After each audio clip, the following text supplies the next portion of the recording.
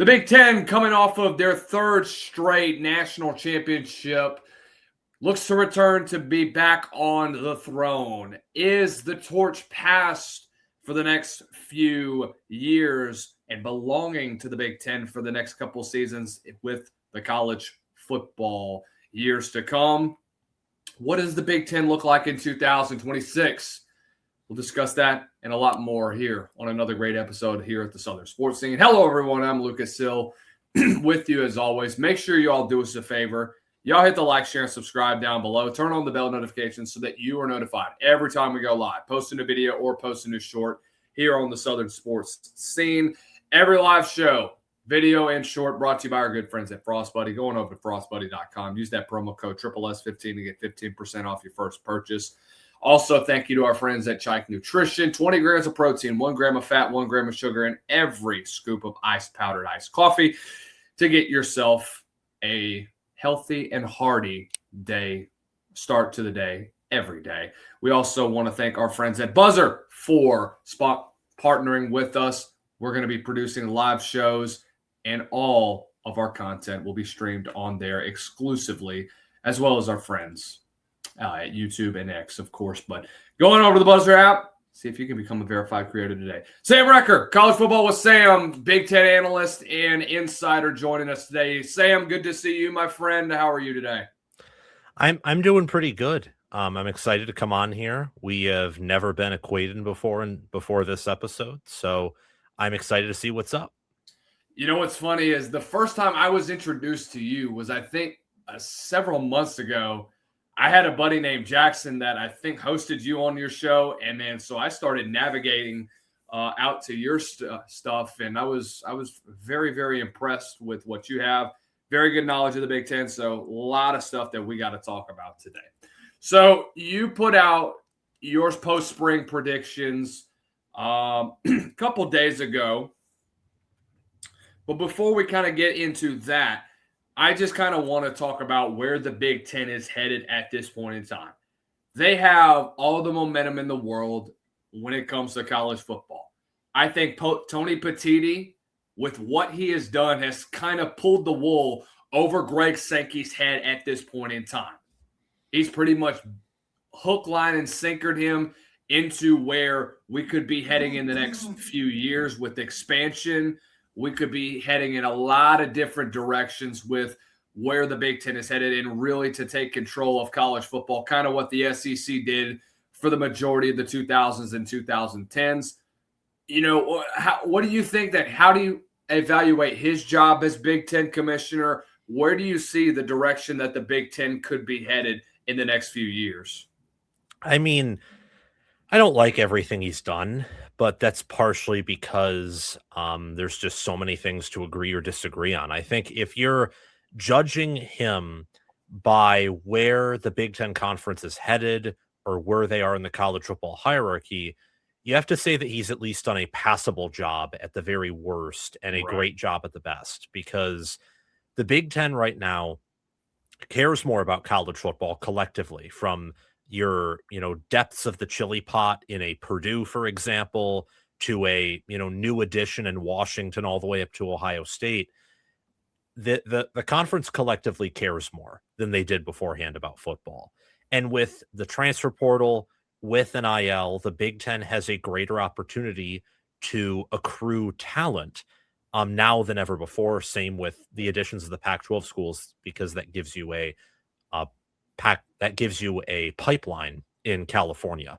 So I think that he's doing a good job of ensuring the Big Ten is the power moving forward. He's done a good job branding the conference. I personally don't like the direction the sport is going in regards to the, say, 2014 playoff, but I'm for players getting paid. They should be. How much is another question. I'm in favor of players at least getting an opportunity to go to a different school if it doesn't work out at the previous one, just like how we can, free-flowingly go from one job to the next, unless, of course, there's like a contract involved. And just what he's done, bringing the Big Ten from being clearly behind the SEC and now they're punching with it. They have the most members of any of the Power Four conferences. They collectively have some of the biggest endowments in the country, some of the wealthiest boosters, and your average Big Ten fan's now more involved than they ever have been before.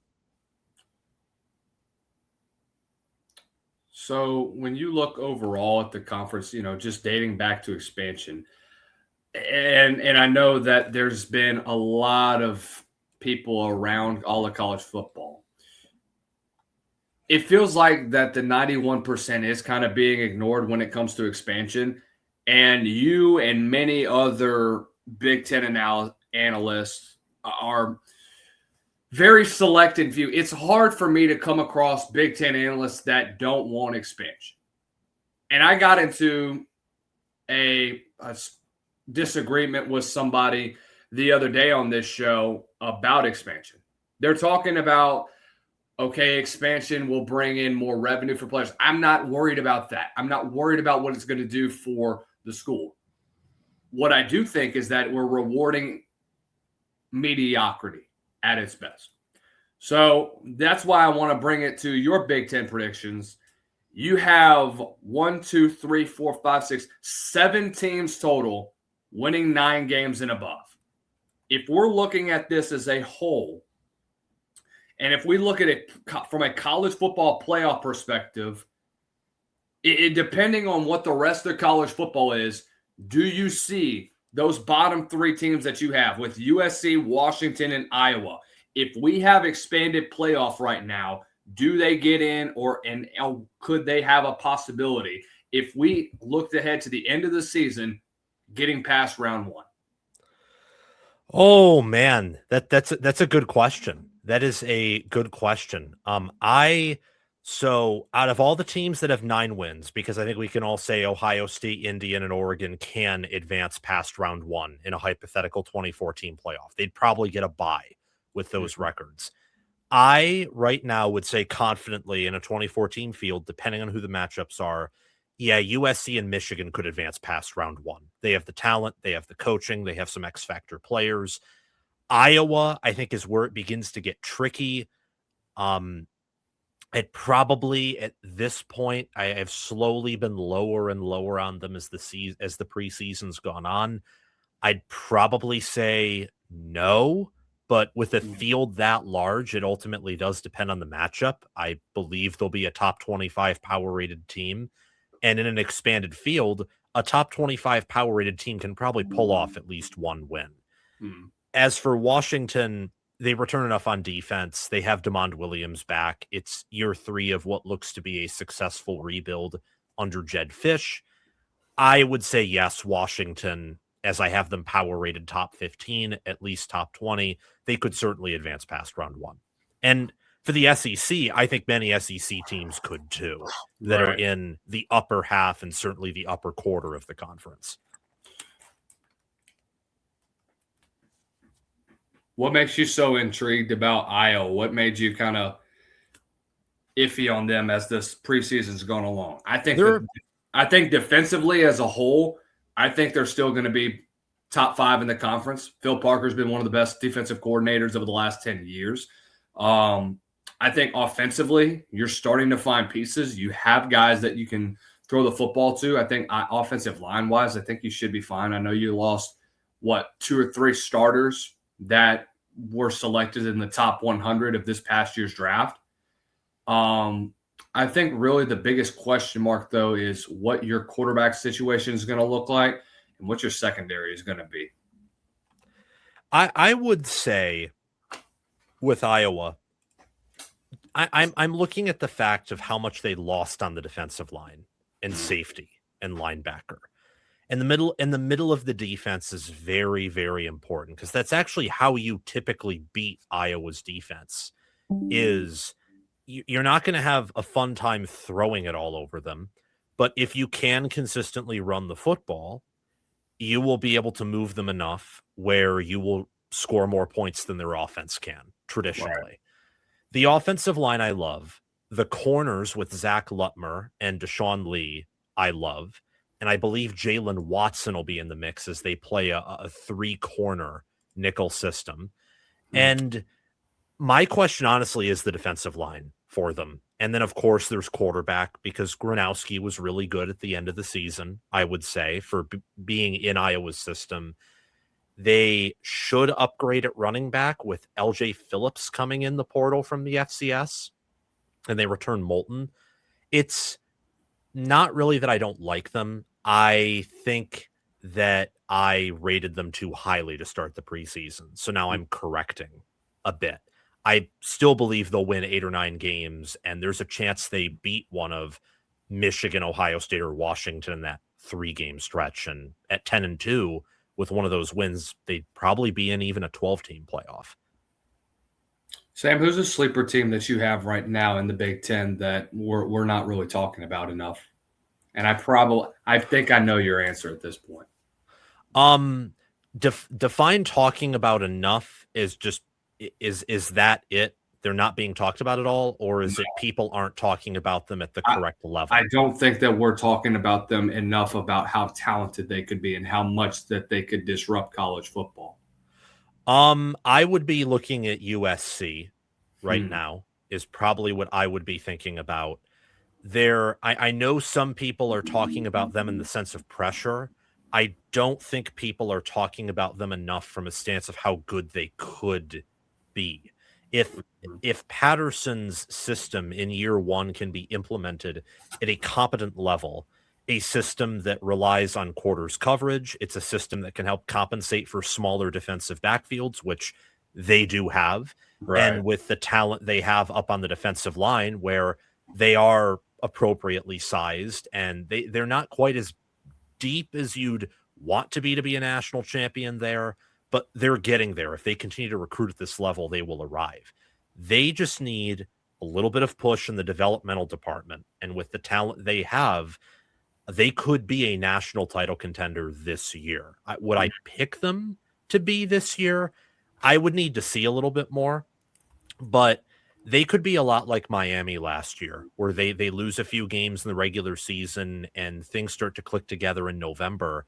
And if they just get in, I don't know how many defenses are holding that offense to lower than 24, 27, or 28 points, or even 30. And if they just have a top 25 or top 30 defense paired with that, they'll be competitive in almost any game, even against the best teams. I'll be honest, I thought you were going to say the team that was about 45 minutes away from them in UCLA. I think that they're better than what we think. I think Nico Iamaleava is about to take a big step forward. And we also got to think about this. He's on his third offensive coordinator in 3 years. And I think this one is closer to what he had in the Heupel system than what he had this past year, which was, by the way, a really, really, really bad hire on UCLA's part. But you look at what Dean Kennedy did this past year and look at what he did with a guy like Alonzo Barrett. And you go back even further. You go back to what he did with Holy Cross. They had a quarterback there that was electric. I can't remember the kid's name. And it was the kid that was at UNLV for a handful of games and then transferred out because of a $100,000 transfer portal promise. I remember that. Yes. That was the quarterback that I was that he had in 24. But he's had 3 straight quarterbacks now that he's going to be able to work with that are dual threat. This is probably the best one that he has had so far as a signal caller. Dean Kennedy is about to open this offense up for Nico Iamaleava, and it is going to be really, really good. I thought UCLA did a really good job in this transfer portal. You get a top 25 portal class. You get a top-tier edge rusher, which was much needed. UCLA had less than 15 sacks this past year. Yeah, they were one awful. of the worst. They were horrible. They were one of the worst in the Big Ten this past year in pressure rate. You needed a guy that could come off the edge. You got probably one of the best ones that came from James Madison this past year. I think this defense is going to take a big step forward. I think you have a schedule that is favorable. I think you can steal a win here and there. I think that you go into Victory Bell, that last game of the season, you're looking at a game that could define Lincoln Riley's future. Lincoln Riley wins that football game. He's probably going to get to 10 wins. UCLA could very well be in that boat. That could be a 9 or 10 win season for them when it comes to the last game of the regular season. Yes, I have UCLA right now winning 8 games. I'm confident they'll go over their win total of 6.5. And with a player like Sahir West, who was really young, but still got 7 sacks and a forced fumble, is that edge that you were referencing. Yes. With their schedule, which they avoid Ohio State, they avoid Indiana, they do get Michigan and Oregon on the road, but they get USC at home. I think they're in prime position to win 8 games, maybe even 9, and be in that college football playoff conversation come November. I think West could return in 27. It would not surprise me if he decides to enter, but I really believe there's so much more to his game than what we're really unleashing. It's been a while since UCLA has had an elite pass rusher of his capabilities. The difference that he is going to make for them is going to be night and day. And like you already mentioned, you get Oregon on the road, you get USC, you're at the big house in Michigan. Again, those are 3 games that I think if you can go 1-2 in that span, this could be a 9 or 10 win team. So, absolutely. Sahir West will be back in 2027 with how UCLA's recruiting. They're activating their donor and billionaire class, and that's one of the wealthier classes that you will see in the NIL space. There was a team that you've been up and down about, and that is Michigan. I like the hire of Kyle Whittingham. I think it was the safe hire. I think that's what a lot of people said. Bryce Underwood did not have a quarterback coach this past year. And the offensive play caller that he had this past year in Chip Lindsey was atrocious. In my opinion, it just was not a good fit for him. It didn't fit what he wanted to do. Now you get a guy like Jason Beck in there who had Devon Dampier this past year. You saw what he was able to do. Bryce's skill set isn't really like Dampier's because Dampier's more of a guy that's going to stay in the pocket and throw. I think that's an area of the game that Bryce kind of wants to unleash. We've seen him run the football really well at times. This is going to be an interesting season for Michigan, and I wouldn't say that there's a lot of pressure on Michigan right now this year, but this is a 9-win team at best. You have them slated, I think, a 9-win team as well. What are you expecting in year 1 with Whittingham and Beck coming into Ann Arbor, and what are you expecting from Bryce Underwood in his second year? Well, I'm expecting a much improved team overall because of the coaching staff upgrade.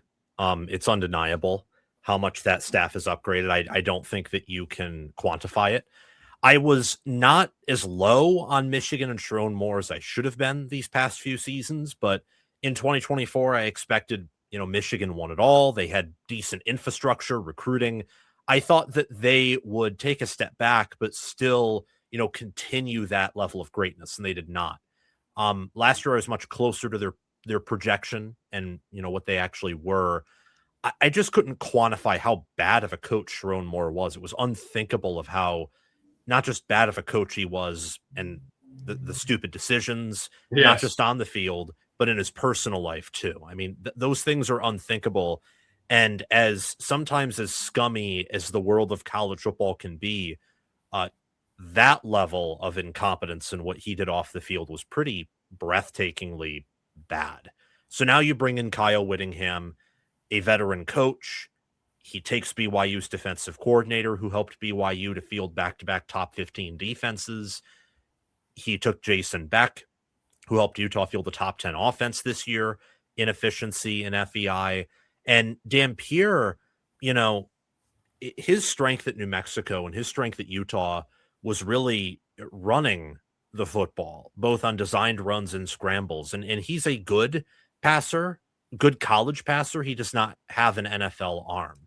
So with Underwood, what I'm excited to see is if they can take the principles they use to help Dampier evolve as a thrower and still run the football really well, but apply it to a much more talented player who has superior measurables, who has more of an NFL future, who's very raw and was not good, or that good last year and had moments that were very up and down where you sometimes saw the generational talent.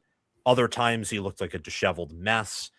I'm expecting overall improvement, but I don't believe the record will be that much different because the schedule is also so much tougher. Michigan had a cakewalk schedule last year.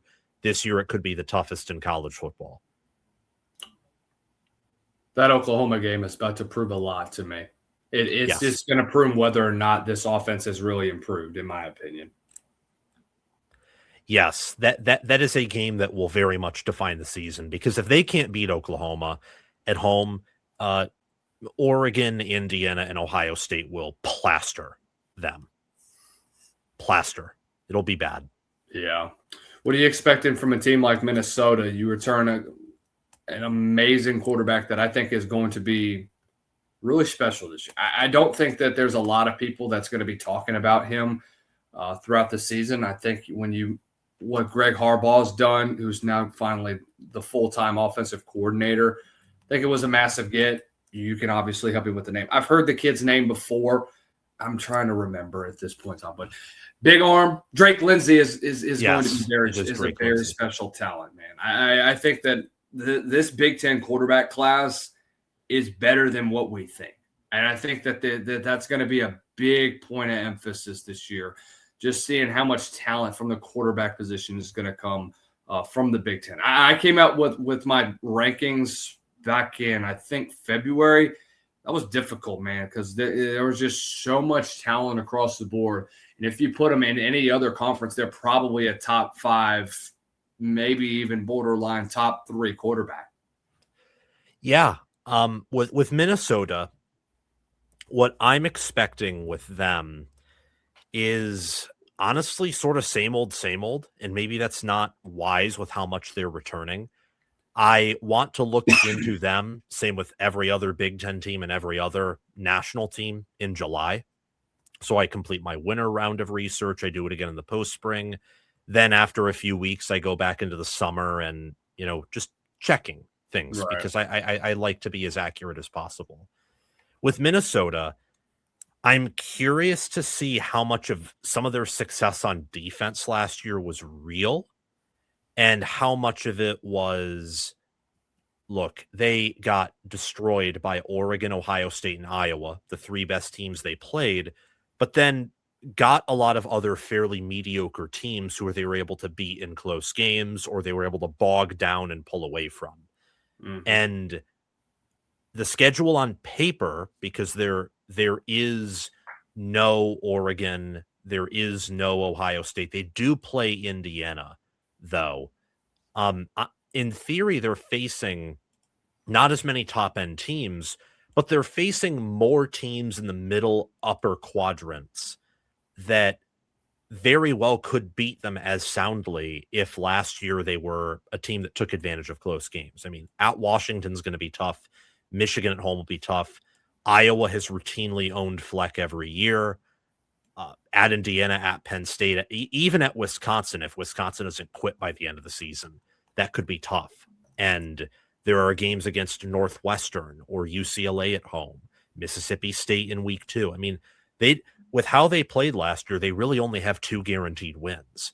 And then at the same time, they probably only have 1 or 2 guaranteed losses with that schedule. There's a lot of variance there, and it's going to depend on Drake Lindsay, even more so, I believe, given how Minnesota can run a QB-proof offense if their defense and O-line are good enough. They've done it for many years.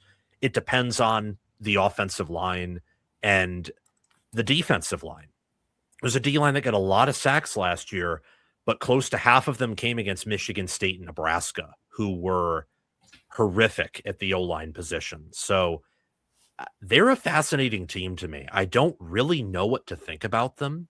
So that's partially placed them for me in the lower half, but they have some upside to them. And I think Fleck, people don't realize how hard it is to win at Minnesota, especially when they're clearly not spending. They're at a resource disadvantage, a location disadvantage, a historical disadvantage. And are they still playing at Where the old Metrodome was? No, they've had their own stadium for quite some time now. Okay. Formerly it was TCF Bank Stadium. I think they changed the name. It's actually a really good stadium from what I can tell on TV. It looks nice. They can pack a crowd. Um, that fan base has deserved more than it's gotten recently, but I don't know how realistic it is without, intervention from the higher ups on a spending angle, because we've seen Fleck do more with less and drag these teams beyond their capabilities. Yes. And they do have a good culture. So thank you for bringing them up. They're a fascinating tale this year. See, I'm glad that Sam knows a lot more about the Big Ten than I. I'm learning as we speak at this point in time. Two teams that you have really, really high. You have Oregon winning a national championship. Indiana, you expect to go undefeated, of course, which I wouldn't be upset at that whatsoever. Indiana is on an incredible course. You've seen Indiana in person. You went to the spring game the other day. Let's start off with Indiana first. What did you see from their spring game, and what are you expecting? Just having so much talent that left. Secondary obviously took a hit. Quarterback, what does Josh Hoover look like in this Cignetti offense, and what is Bloomington cooking up this year? Well, with the spring game, I don't like to react to too much of spring games because they are just, let's face it, one practice, and I haven't been to all the other practices. But what I saw, at least from a depth and size angle and who all was being engaged, was more or less the same of what I saw from my preseason research. Right.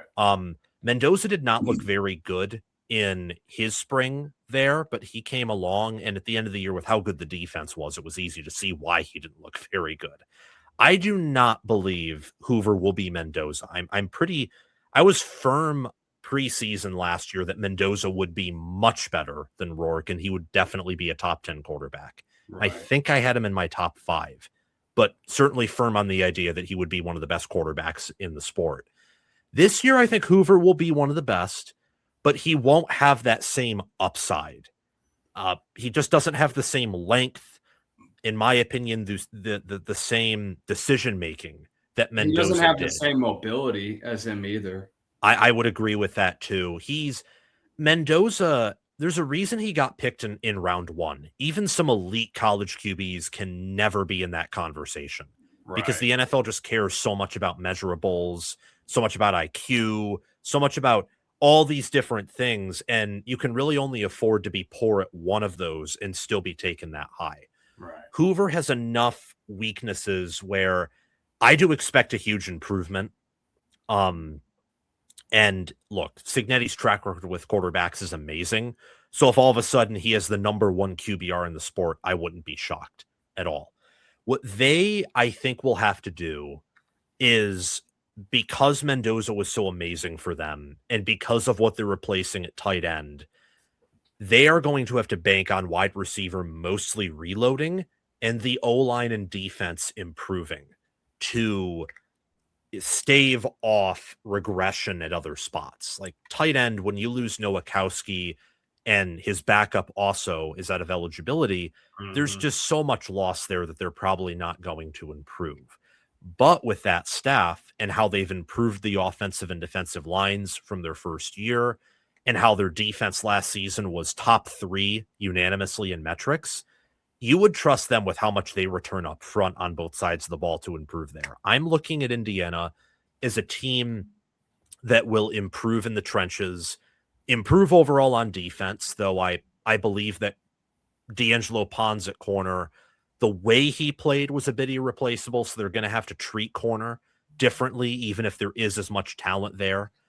And right now, it feels strange because you don't have the 5 stars and 4 stars to boast about, but they look big. They're clearly fast. They hit hard. They're technically sound. They tackle well. I kind of treat them as an exception to the rule with a lot of that talent stuff, and still obey the rules of recruiting, because I don't think Indiana proved that the blue chip ratio is useless, as some have said. I think all it did is prove that now when talent's a bit more dispersed and you have a staff that good and the games are shorter due to the clock rules, so there's not as many reps to exert a talent advantage with. It's just a little bit easier for stories like this to happen. But regardless, their season was so impressive that that's my number one staff by quite a bit. I boldly have Cignetti as a number one coach right now, even though I know the sample size is small. And Bloomington is a special place in the sport right now, and I don't think that's changing anytime soon. What's so funny to me, Sam, is that I talked to an Indiana fan not too long ago on our State of the Program series. He already told me, and this was back in, I think, either February or March when we recorded. He said that season tickets had sold out for the season. It blows my mind. Because last year, opening game of the season, you hardly could get anybody to go to an Indiana game. And in just like that, what is it? In 7-8 months or so at the time of recording, season tickets are sold out in Bloomington. That's incredible to me. And it goes to show you how I wouldn't necessarily say Saban-esque because Cignetti does it in his own way. That's what was so impressive about the job that Cignetti has done in Bloomington. The staple that he's about to build in Indiana is about to make them a staple in all of college football. It's a perfect blueprint for any program and coach to follow if they want to have success. Absolutely. It's a blueprint that not everyone will be able to replicate. In fact, I expect few will. I know that others are trying to, say, copy Indiana's strategy, but as my good friend Chris Drew says, who's been on my channel before several times, Indiana wants to recruit at a high level. They do. Their whole thing isn't making sure their roster's always. I understand that last year they were a bit older in parts than the average team, but Ohio State and Michigan, who came before them, were also fairly old.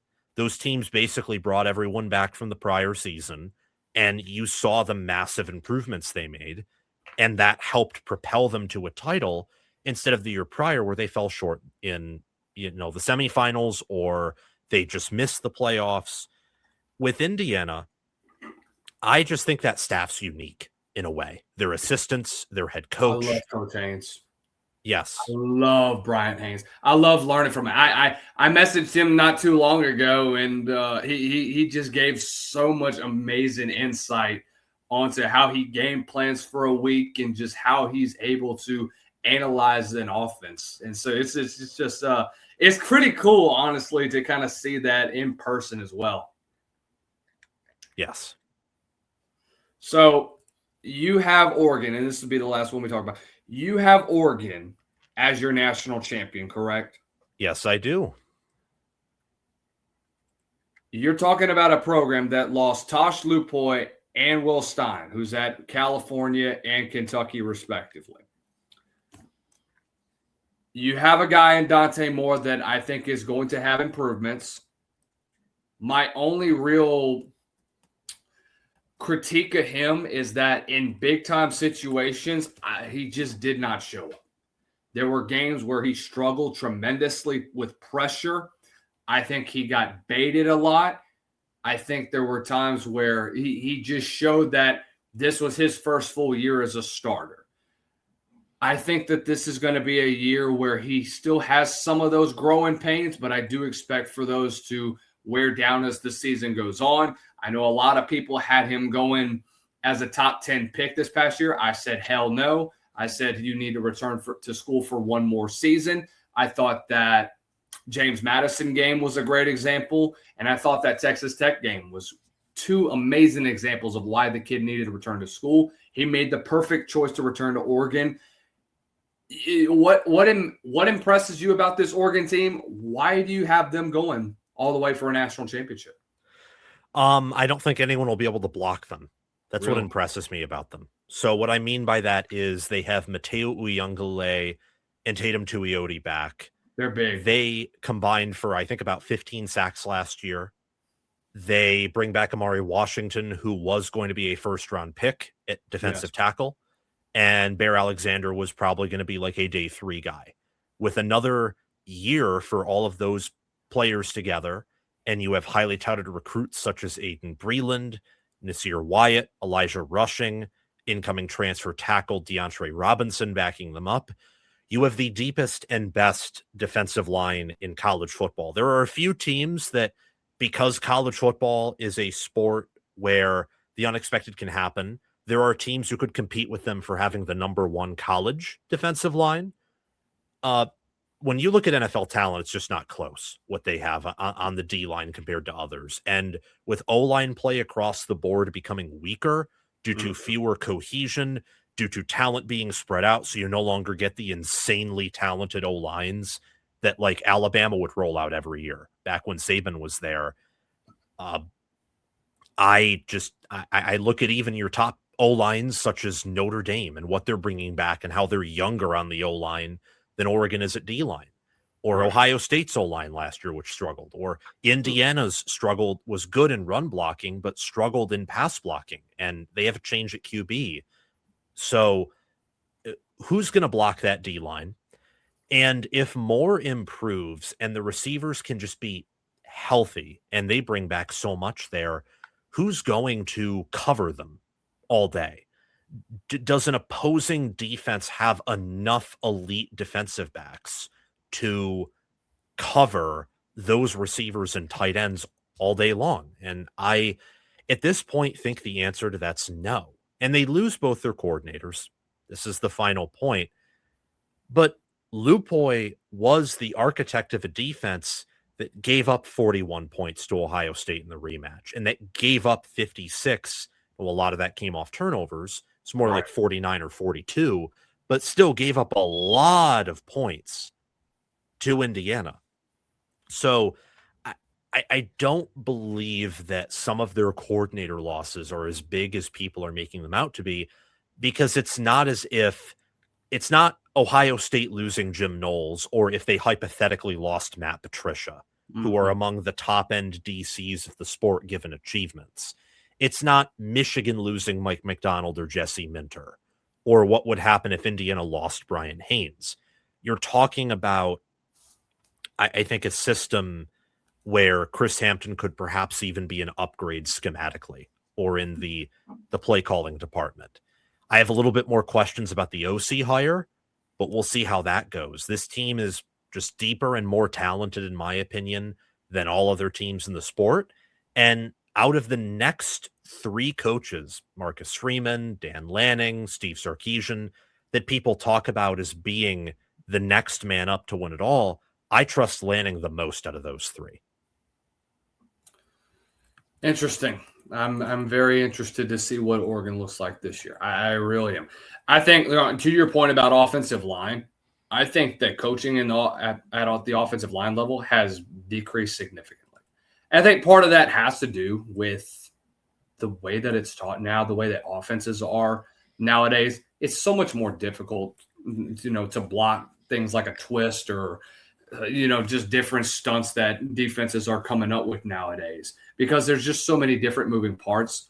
I think that needs to improve tenfold. And I know that there would be offensive coordinators that would, agree with me in that sense. But again, I think that when you have that much meat in the middle, and I think defensive tackle has always been a significant stable when we talk about Oregon. You're talking about guys that between like 300, 320 pounds, you're seeing guys like that run 4.8 to 5 flats, and you see them just bully guards, centers, the guys in the middle. It just seems like there's always an Oregon defensive tackle that's going to be drafted within the top 200 in this NFL draft. And I think the same goes for this year.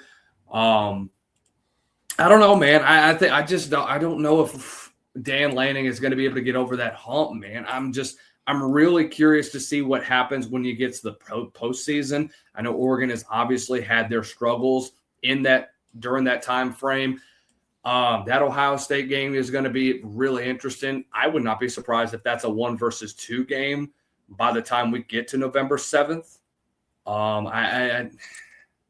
There's a lot of question marks that I still have about Dante Moore. How has he improved in that department? So we'll see, man. I mean, it's a lot. There's a lot of things good that Oregon could have, and there's a lot of things that are just you have to ask questions about what Oregon could look like this year. So that's my thoughts, man. Again, appreciate you hopping on. This will be for sure the last thing that we talk about today.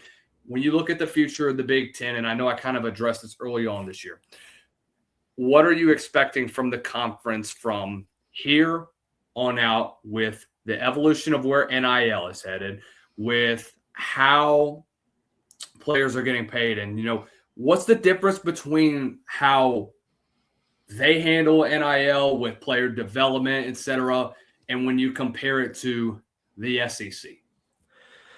I don't exactly know how to put it, but I would look at a case study in a program like Alabama, who currently is one of the SEC's flagships, and people widely accept that Kalen DeBoer is one of the best coaches in the SEC. Compare what he's done at Alabama to what Kirk Ferentz has done at Iowa over the past 2 seasons, where Iowa is more fundamentally sound. They've had consistent offensive line play. They have not had the major breakdowns on both defenses, from my recollection, has honestly been fairly similar, if not Alabama's had more of them. Now, part of that's because they've also played tougher offenses at a higher frequency.